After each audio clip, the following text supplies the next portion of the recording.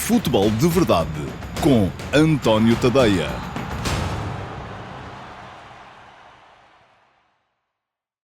Olá a todos e sejam muito bem-vindos ao Futebol de Verdade Flash para o Inter de Milão 1, Benfica 0. O Benfica acabou por sair de San Siro, batido pela margem mínima, apenas um golo, marcado por Thuram, mas, na verdade, o jogo bem podia ter-lhe corrido pior, não fossem as 7 defesas de Anatoly Trubin e as 2 bolas enviadas aos ferros da baliza do Benfica por Lautaro Martínez. Os encarnados permitiram ao adversário 21 remates, é muito remate, e um XG, um índice de golos esperado de 3,6. Isto é, em condições normais, tendo em conta as situações de finalização de que dispôs, o ataque do Inter devia ter marcado algo entre 3 e 4 golos. Acabou por marcar apenas um, através de Thuram, ao minuto 62, mas isso se é verdade que chegou ao Inter para somar os 3 pontos e mantém o Benfica com 0 na classificação e numa posição mais complicada, acaba por ficar um resultado mais escasso do que aquilo que a produtividade das duas equipas mostrou em campo. O jogo foi marcado pelo regresso de Roger Schmidt à fórmula tática que tinha utilizado na Supertaça, na estreia da época oficial do Benfica, na altura contra o Futebol Clube do Porto, isto é, sem um ponta de lança de referência. Musa não esteve no 11 e o Benfica, a maneira que Schmidt encontrou para, ao mesmo tempo que usava Ángel Di Maria e David Neres, poder ter na linha, nos 4 homens da frente, um jogador em condições de recuar para fazer muitas vezes terceiro médio, foi abdicar do ponta de lança e o Benfica entrou com Di Maria pela direita, Fredrik Orsnes, que era esse jogador que baixava muitas vezes para terceiro médio pela esquerda, e Rafa e Neres, os dois no corredor central, sendo que era mais vezes o brasileiro quem fazia as vezes de ponta de lança, embora isso, na verdade, não lhe conviesse, porque era muitas vezes forçado a receber a bola de costas para a baliza e sem poder explorar aquilo em que ele é forte, que é a capacidade para encarar o adversário no 1 para 1 ou para ir buscar a bola no espaço atrás da última linha do adversário.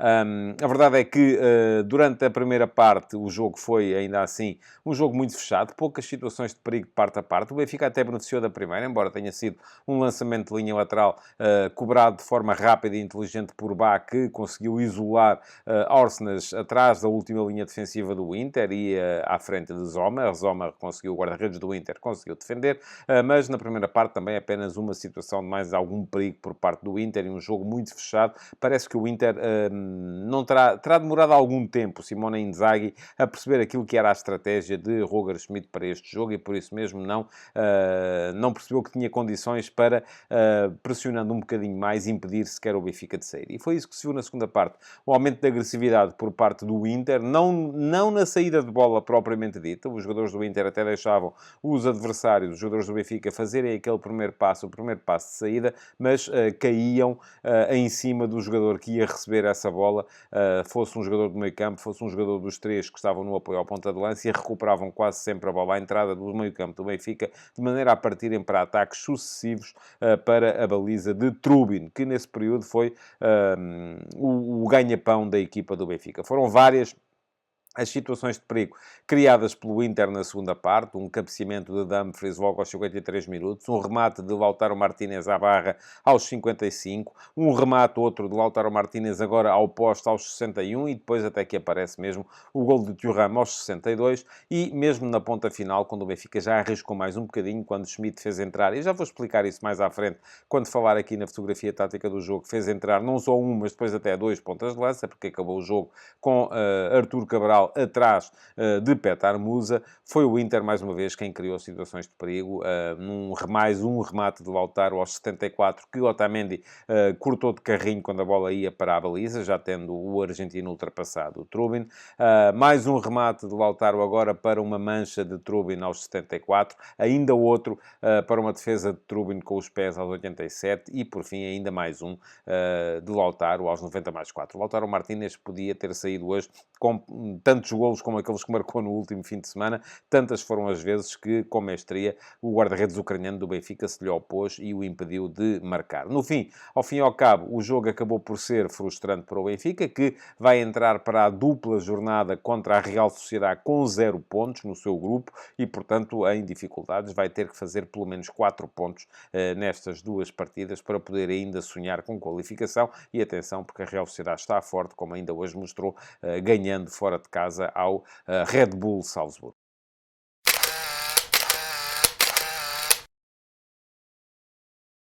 Ora, vamos então à fotografia tática do jogo de San Siro para vos dizer que o Inter trocou 4 homens relativamente aos 4-0 à Salernitana do último fim de semana, na qual tinha feito até alguma rotatividade. Lautaro Martínez, por exemplo, que hoje foi capitão de equipa, nesse jogo tinha saído do banco, inclusive para fazer os 4 golos da vitória do Inter de Milão. Ora, uma das alterações para hoje foi precisamente essa, a entrada de Lautaro para o ataque, para o lugar que no fim de semana tinha sido ocupado por Alexis Sanches, mas houve mais. Di Marco regressou à posição de ala esquerda, onde tinha jogado Carlos Augusto. Mkhitaryan voltou também ao meio-campo para substituir Davy Klaassen e atrás reentrou Bastoni para o lugar de Vrij. Portanto, o Inter apareceu no seu habitual 3-5-2, com Thuram e Lautaro Martínez, os dois muito móveis, na frente de ataque.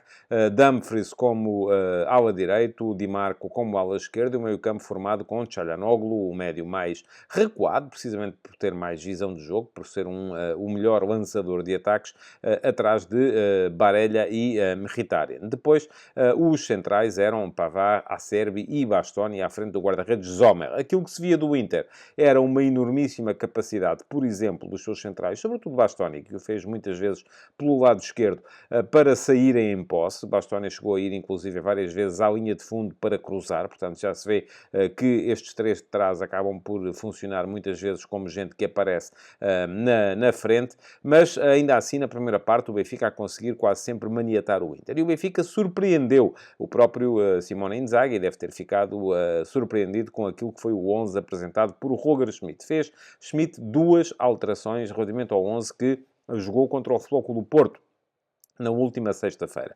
Trocou, já se sabia que ia ter que o fazer, António Silva por Morato, no centro da defesa. António Silva estava suspenso, depois de ter sido expulso contra o Red Bull Salzburgo, e abdicou do ponta de lança Musa, fazendo entrar na equipa um defesa esquerdo. Foi a estreia de Juan Bernat, o defesa esquerdo emprestado pelo Paris Saint-Germain, que, enfim, não comprometeu. Também não fez uma exibição por aí além, mas pelo menos não comprometeu. Foi um jogador sempre sólido, não inventou, sempre utilitário e sem grandes motivos para que se falasse sequer dele. O Benfica apareceu no seu esquema habitual, o seu 4-2-3-1 habitual, mas com nuances. Porquê? Porque Trubin era o guarda-redes, Bá era o lateral direito, e Bá teve que sair muito cedo, magoou-se aos 22 minutos. Aliás, já se dizia que ele estaria em dúvida. Falta perceber se a lesão que o forçou a ser substituído por Tomás Araújo logo aos 22 minutos era a mesma ou não, e se terá havido aqui excesso de risco na sua utilização. Mas Bá era o lateral direito, Bernat lateral esquerdo, os centrais Otamendi e Morato, Cockchu e João Neves, mais uma vez, dupla de médios,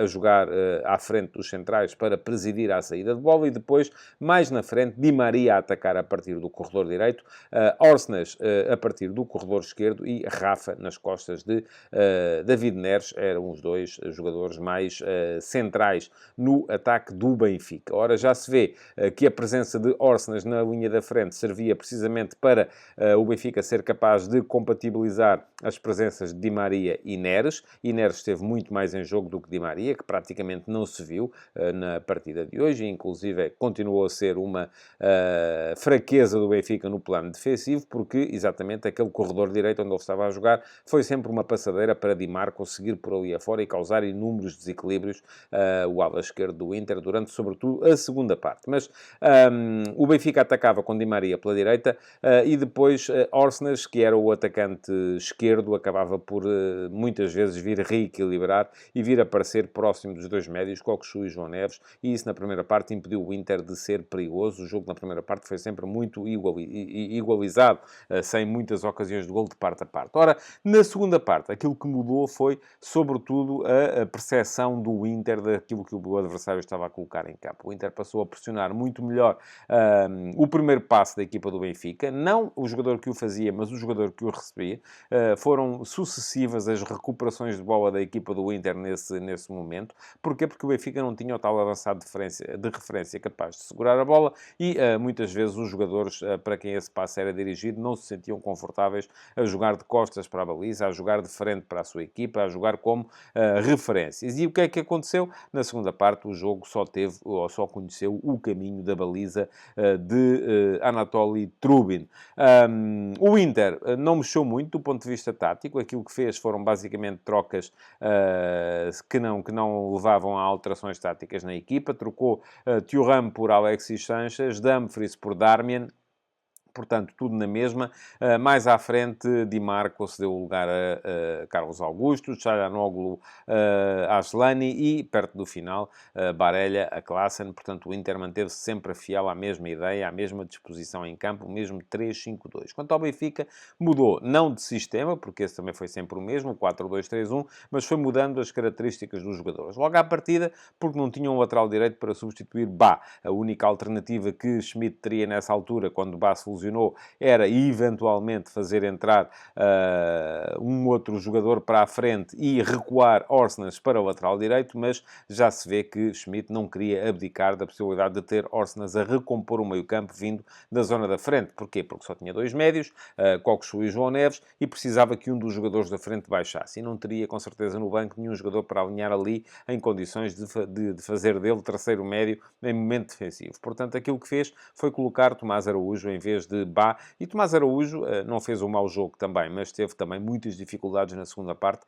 com as cavalgadas sucessivas de Di Marco, que foi um verdadeiro problema para o lado direito da defesa do Benfica. Mais à frente, ao minuto 69, já a perder há 7 minutos, Schmidt trocou Rafa por Musa e Coxo por Chiquinho. Coxo perdeu alguns passes na partida de hoje.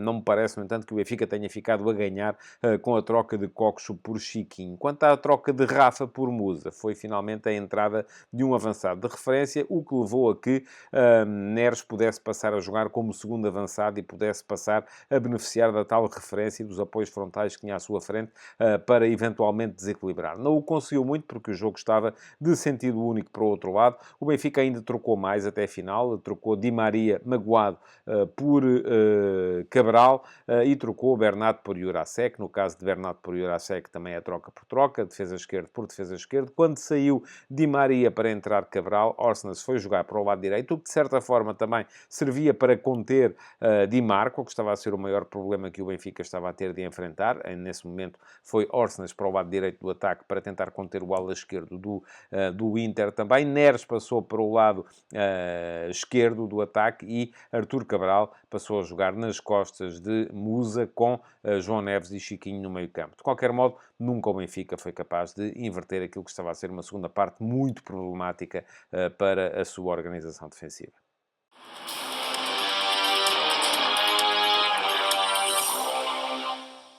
Houve algumas boas exibições na equipa do Inter, a começar, enfim, os três centrais todos bem, Pavard, Acerbi e Bastoni. Bastoni especialmente bem. Porquê? Porque tem uma capacidade de saída com bola nos pés que desequilibra qualquer sistema defensivo que se lhe oponha. Porque o jogador do Benfica que estaria daquele lado, do lado direito, e muitas vezes foi Di Maria. Di Maria não é propriamente um jogador conhecido pela sua enormíssima capacidade defensiva. Era muitas vezes atraído pela saída de Bastoni, que passava por ele e libertava Di Marco, que era o ala esquerda, e que aparecia depois completamente lançado e em condições de, juntamente com o médio que aparecesse por ali, o atacante que aparecesse por ali, criar problemas a Araújo, que era quem se colocava como lateral direito, em vez do lesionado Bá. Di Marco, já se vê, foi o principal desequilibrador no jogo do Inter. Estiveram bem também os três médios, sobretudo na segunda parte, muito agressivos na recuperação de bolas. Çalhanoğlu, Barella e Mkhitaryan. Lautaro é que foi, de facto, uma sombra de si próprio. Muito em jogo, mas mal no ponto de vista da finalização. Quanto à equipa do Benfica, não há muito boas exibições a recomendar. Já vos disse há pouco que Bernat não inventou, não comprometeu. Os dois centrais também, com muito trabalho, acabaram por não ser dos piores. Neres foi do meio campo para a frente o único que ainda assim mostrou alguma coisa e o herói do jogo, não só do Benfica, mas do jogo, acabou por ser mesmo Anatoly Trubin. O guarda-redes ucraniano não só se mostrou mais uma vez forte a jogar com os pés, com alguns passos que conseguiram eludir aquela primeira zona de pressão do Inter, como depois na defesa dos postos, com 7 defesas, acabou por ser o homem em destaque da partida e algumas dessas defesas de muito difícil execução. Começa a render a aposta do Benfica em Trubin, que hoje foi o herói do jogo.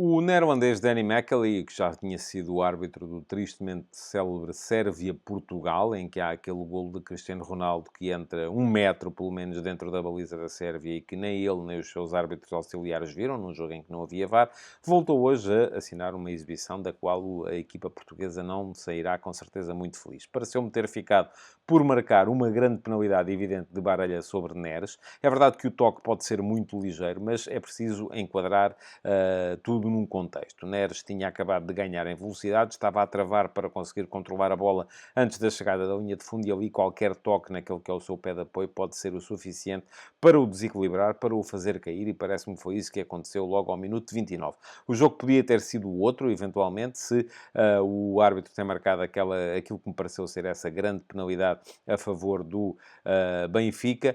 De resto, parece-me que já esteve bem quando ignorou o pedido de penalti de Otamendi, já no período de descontos, quando o defesa central do Benfica alega que teria sido agarrado por um adversário dentro da área, aí já me parece ter sido mais o desespero a falar do que outra coisa qualquer. De qualquer modo, a arbitragem de Danny McAlee fica, no meu ponto de vista, pelo menos, marcada por essa grande penalidade não assinalada a favor do Benfica ao minuto 29.